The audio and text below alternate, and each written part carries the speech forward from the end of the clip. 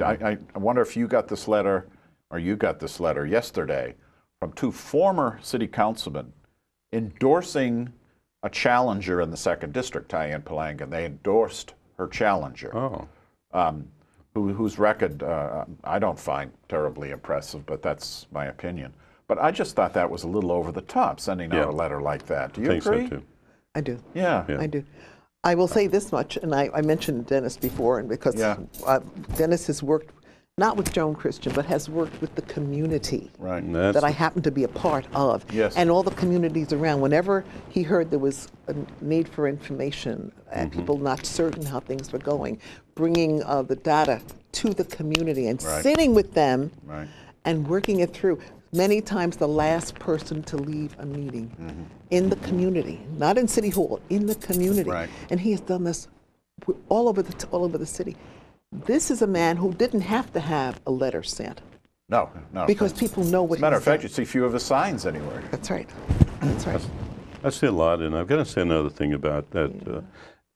You know, there's an obligation, I think, in that position, whether it's mayor or at large, which we have now and didn't years ago, or anyone else involved that participate in their governing, to be involved in other things. And I never will forget, years ago, I was at a meeting at Prince George Chamber of Commerce, early morning breakfast. This must have been 8 or 9 years ago. And the one person that showed up from Bowie City Council at the time was Dennis Brady. There you go. Yeah. That was a little bit out of his territory. Now, all of them have been, all of the people have been, the incumbents have been very supportive of our local chamber. Yeah. But the difference there was, he said, Bert, I see you everywhere there's anything about economic development going on. I said, I'm beginning to think I see you also everywhere. Yeah, but you should have explained to him that's because you were trying to find a job. Well, at that time, I was retired again. He retires every other week. Every other week. I'm glad you're on the bus today, really. It's good to have you here. Oh, well, I think that's the tough part about being retired, Joan. People ask me to do something, and I say, look, I'm too busy. No, they said, John says, what do you mean you don't have a job? I said, that doesn't mean I'm not too busy. You are busy. You're busier than ever. Take it from another retiree. He plays on the internet sending out jokes. Oh, I don't spend the time on the internet as much as I should, I guess, but I do have to respond to one person. That's my niece in Waco, Texas. I told you, it's a teacher. Yeah. I've got I said, if I heard anything from Waco today, I'm almost looking forward to getting her messages, you know. But they're neat, and it is, I don't understand it. It took me a long time to learn. I'm self-taught on the computer. I'm limited. And when someone told me to use capital letters if it was an angry statement I wanted to make, I put that in the internet today for the first time, in capital letters.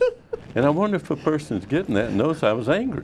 No, Bert, no. He probably thought you forgot to go to lowercase. There he goes again. Well, Joan Christian and the internet, you can send her email. You'll never get a response. Never. She never answers email. Why do you say that? Because it's true.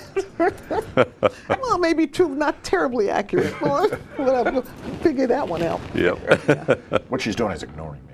I'm on her X list. I have a certain... You're one of my favorite people, John, and you know it. There's a crackpot in Bowie that sends out all kinds of vitriolic, bile-laden email, and I have it in my filter, and it just goes boop. So I never see it. I'm not in your filter, am I?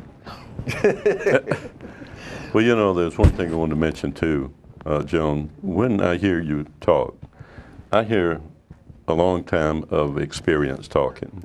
And I know you happen to live in New York, worked in New Jersey. I'd like to hear a little about that. Gad's born in Harlem, raised in Brooklyn, New York. Moved our family up to Tuxedo, New York, where I lived for about 27 years. Ridgewood was about 20 minutes down the road on Route 17, and a friend came and said, no, you've got to work here. This is where we want you. Loved it. Great place. So much happened. We had the SEED project, Seeking Educational Equity and Diversity. And I remember Dr. Stokely said, he was our superintendent, I want you to go. I want you to represent us. And we came back and did training. It was marvelous. It was an opportunity. I was a training consultant for the NJEA, the New Jersey Education Teachers Association. Right. Oh, a union. Yeah, the union. Whoa. Let me tell you, the union has done well by its members. So you're a lefty. Yeah, right, is that it? Yeah, but seriously, what happened in my lifetime from New York to New York, because Tuxedo is about 55 miles outside of the city, was incredible and did so much, not only for me, but for my children. It opened up vistas that I never really thought existed, and it was wonderful. We traveled a great deal. We traveled over the entire country, well, 26 states in about 2.5 months. Wow, but we did a lot. We did a lot, you know, and it was really great. So yeah, that's me. And I'm still teaching kids how to play the piano and voice coach, all that stuff. I think your It's mixed microphone in. fell off. Oh, can't hear me. Oh, they could hear you, but you're a bit muffled. I'm a bit mumbled. Maybe that's what I should do. Anyway, can I hold it like this? Yeah. If you don't mind. I don't mind that at all. Hope I answered your question, though. Now you're here in Bowie. This must be the ultimate in your travels and in your professional attainment. I'm going to tell you something. After all, you did work for me at one time. That's part of the beauty. That's part of the beauty. About that later. Yeah, that's part of. See, he's going to have to pay me when I get through. But it was truly, Bowie was a surprise. And again, coming here, the sense that unearned skin privilege was what, oh, here we go again. You know, Peggy McIntosh had told us about that before. And I was hearing people say, well, I've been here for 35 years. I said, well, I was doing something else for 35 years. Right. I wasn't here, but I'm here now, you know, and so that piece has changed. And with the growing diversity of the town, I have some of the most marvelous neighbors. Really? And folks who have saved my life on a number of occasions. So yeah, I love Bowie. I don't go to New York as much as I used to, Yeah. but I do love this town. Truly, truly love the town. I just can't wait, John. How was your experience working with this guy, we believe? Now, you can be perfectly honest, we're public, and I'm between you. Yeah, I hear you. Good. You gonna stay there? No move. I shall Very protect honestly, you. I was warned about him. Well, I was warned about him, and I was told, "You can grouch you." And then so the first thing he says to me, he said, "Now look, don't tell anybody I'm not a grouch because it'll spoil my reputation." I said, "I promise."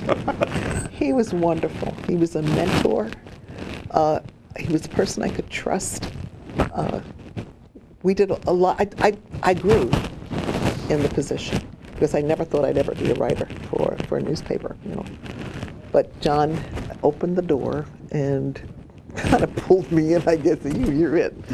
So I today publicly I will thank you for all of that. Well, it was great. Tomorrow I'll take it back, but That's true. I know. To another audience. Yeah. We had fun. Yeah. We had fun. We did, and She used to let me edit her column. Yes. She would raise an eyebrow and grind her teeth, but she would let me do it.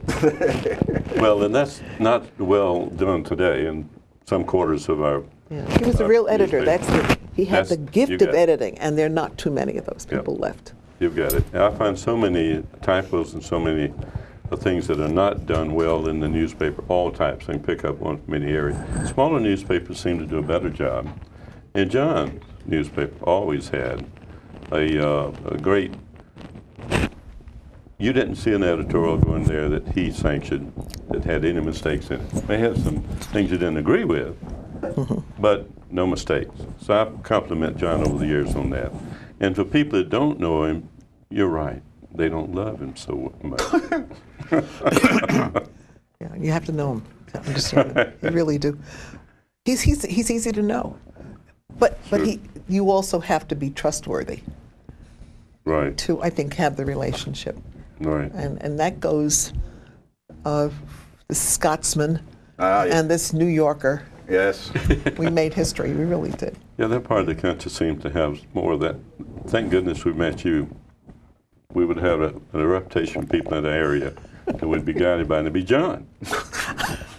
But he's not as grouchy as we all seem. He might be as mean, but we haven't seen that part of John. He tries to be mean. I try. He tries, and he fails every time. My son says I succeed. Well, that's your son. He doesn't know any better. So you've been here 13 years. Yes. And have you seen any changes for the good, for the bad? What are your thoughts of 13 years in Bowie? Good people, I think, are the diversity. People are beginning to accept diversity. Yes. If I'm walking into Panera's